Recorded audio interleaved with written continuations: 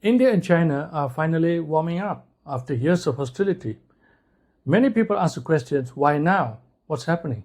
But I think the real question is, should we worry or should we celebrate? This is a question that very few are asking. I suspect that what's happening between these two countries is not just going to affect India and China, but all of us as well. So stay with me as I break down this issue. Just for the context, China and India are geographical neighbors. They have a long border in the Himalayas. In June 2020, there was a serious clash between Chinese and Indian troops in a place known as the Galwan Valley.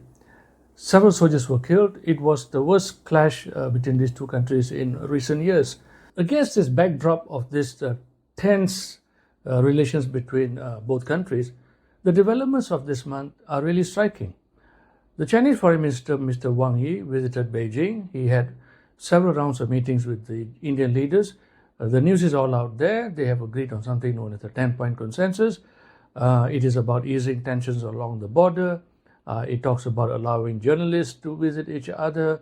It talks about improving tourism, allowing trade along the border areas, and even things like pilgrimages and perhaps even direct flights between the two countries. Very striking developments. The question is, what's happening? Why now? What are the drivers? The first off the bat is economics. The Trump administration has slapped tariffs on China and on India as well. I think this is a tactical error committed by America, because as the old saying goes, the enemy of an enemy is a friend. And I think this has driven both countries to look at each other as partners. China needs to expand its markets. India needs plenty of intermediate goods and products and markets as well. So what better way than for both countries to look at opportunities to collaborate? Among those things that both countries have agreed upon is rare earth and other forms of commodities which are required by both the countries for very specific industries. Number two, it is about space, geopolitical space. Well, in international politics, who makes the first move sets the agenda. And in this particular instance, it is China which decided that it needs to engage with India. I think that China needs to demonstrate that it has adequate geopolitical space to act, to show that it is not hemmed in or boxed in into its own corner by the American policies and tariffs and things of that sort. So China is going to host the Shanghai Cooperation Organization meeting. It is an opportunity for China to show that it can set the agenda in the Eurasian domain.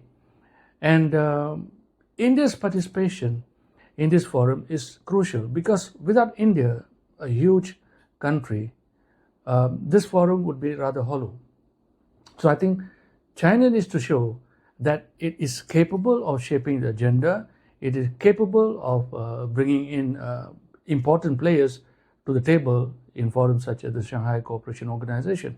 So I think this move was designed to demonstrate that it has geopolitical space and also to create that space for itself. And the third driver, I think, is strategic refocus.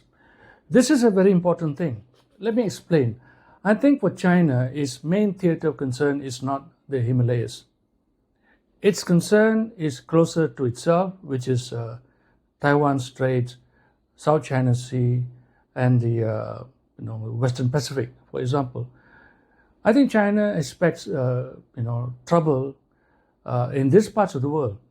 So if it is going to be prepared to meet those challenges adequately, what it needs to do is to pacify all other areas of its concern. And here, settling down its problems with India makes a lot of sense. Cooling down the tensions over the borders with this 10-point consensus enables China to free its diplomatic and other forms of resources to focus on where it is going to be more important. If I'm right about China refocusing its interests on South China Sea and Taiwan Straits and the West Pacific area, etc., what it means is that Southeast Asia and ASEAN have to sit up and understand what really is going on. It could be, there could be potential advantages for these countries, but there could be challenges as well. I shall address this in a second video, so I urge you to watch this one until the end and wait for the second video to come out. Similarly, I think BRICS too has to sit and examine very clearly this development between India and China, because next year India is going to host BRICS. So I think there is something to be talked about BRICS as well, and that is also something that I shall examine in another video. By now you must be asking yourself whether this development between India and China, is it just tactical or is it a structural shift? Well, the three drivers which I mentioned, the economics, the geopolitical space, and reordering its priorities, these are tactical in nature. But so I don't think we are actually seeing a structural shift at this point. But I want to qualify my answer by saying that we are observing two major powers which also happen to be civilizational powers. This is quite unprecedented in my opinion, and civilizational powers, I suspect they look at the world in a different way. I mean, they've got a longer history to fall back on. Their arc of views of things are quite different. So I think what we are seeing today is probably initial steps in what might be a progression of changes that will take place over years and maybe even decades. But as of now, it's tactical in nature.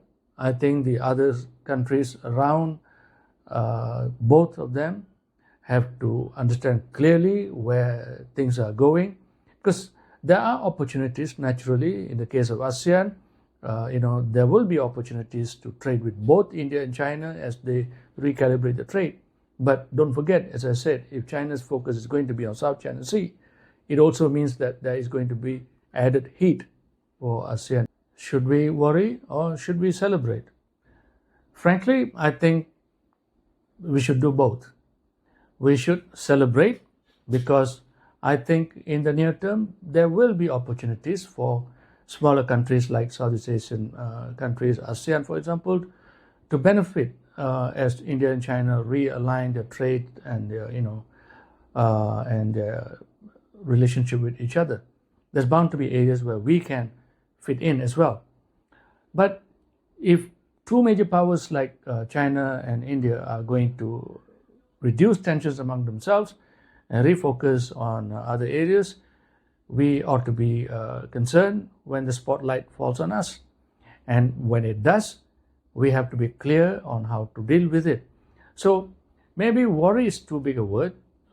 To be, to have a clear-eyed view of what is going on is a better way of putting it. But whatever it is, I think the future is now looking interesting as these two countries, shift and change and adjust themselves in this evolving world. And if you like this video, of course, as usual, please hit the like button, share and subscribe. And don't forget, as I told you, I shall put on another video on ASEAN, on what it means for ASEAN and also what it means for BRICS.